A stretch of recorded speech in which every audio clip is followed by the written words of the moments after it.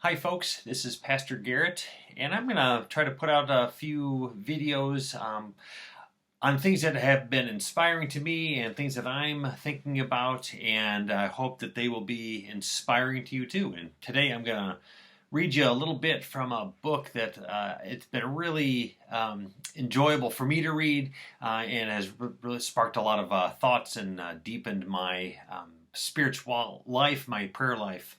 And the book is The Wisdom Jesus, and it is author is Cynthia Bourgeault. I'm going to read a page or two from this. It says, Jesus uses one particular phrase repeatedly, the kingdom of heaven. In other places, he will talk about the kingdom of God. So kingdom of heaven, kingdom of God. Jesus is talking about the same thing. You can easily confirm this yourself by a quick browse through the Gospels. The words jump out at you from everywhere. The kingdom of heaven is like this. The kingdom of heaven is like that. The kingdom of heaven is within you. The kingdom of heaven is at hand. Whatever this kingdom of heaven is, it's of foundational importance to what Jesus is trying to teach. So what do we take it to be? Biblical scholars have debated this question for almost as long as there have been biblical scholars. A lot of Christians, particularly of a more evangelical persuasion, assume that the kingdom of heaven means the place where you go when you die, if you've been good. But the problem with this interpretation is that Jesus himself specifically contradicts it when he says, the kingdom of heaven is within you. That is, it's here, and it's at hand, which means that it's now. The kingdom of heaven is here, and it's now. It's not later, but lighter. It's some more subtle quality or dimension of experience, accessible to you right in the moment. And I love this line. You don't die into it. You awaken into it. The other approach people have consistently tried to equate the kingdom of heaven with is an earthly utopia. The kingdom of heaven would be a realm of peace and justice where human beings live together in harmony and fair distribution of economic assets. For thousands of years, prophets and visionaries have labored to bring into being their respective versions of this second kind of kingdom of heaven. But somehow, these earthly utopias never seem to stay put for very long.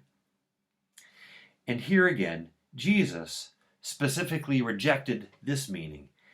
When his followers wanted to proclaim him the Messiah, the divinely anointed King of Israel, who would inaugurate the reign of God's justice upon the earth, Jesus shrank from all that and said strongly and unequivocally, my kingdom is not of this world.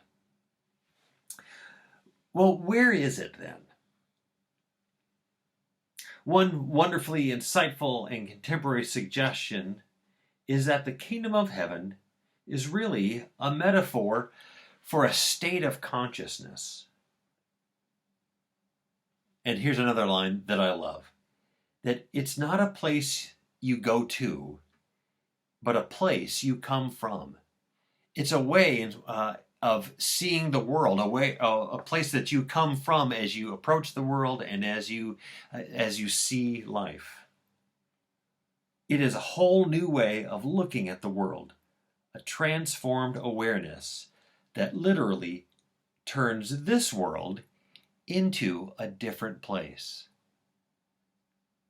It's suggested specifically that the kingdom of heaven is Jesus' own favorite way of describing a state that we nowadays would call something like a nondual consciousness. And the hallmark of this awareness is that it sees no separation, not between God and humans, not between humans and other humans. And these are indeed Jesus' two core teachings, underlying everything he says and does, that there's no separation between God and humans. That's really what the incarnation is all about. That's the first chapter of John, that God took up flesh and dwelt among us.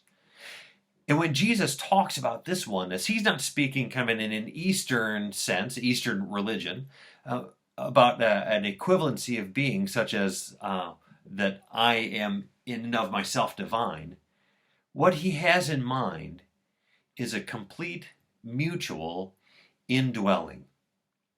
I am in God, God is in you, you are in God, and we are in each other.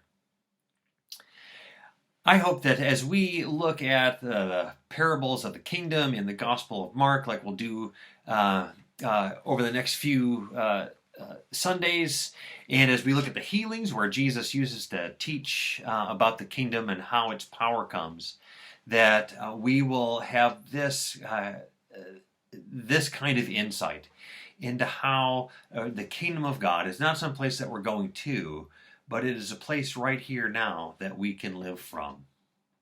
Blessings upon you, and I'll see you on Sunday.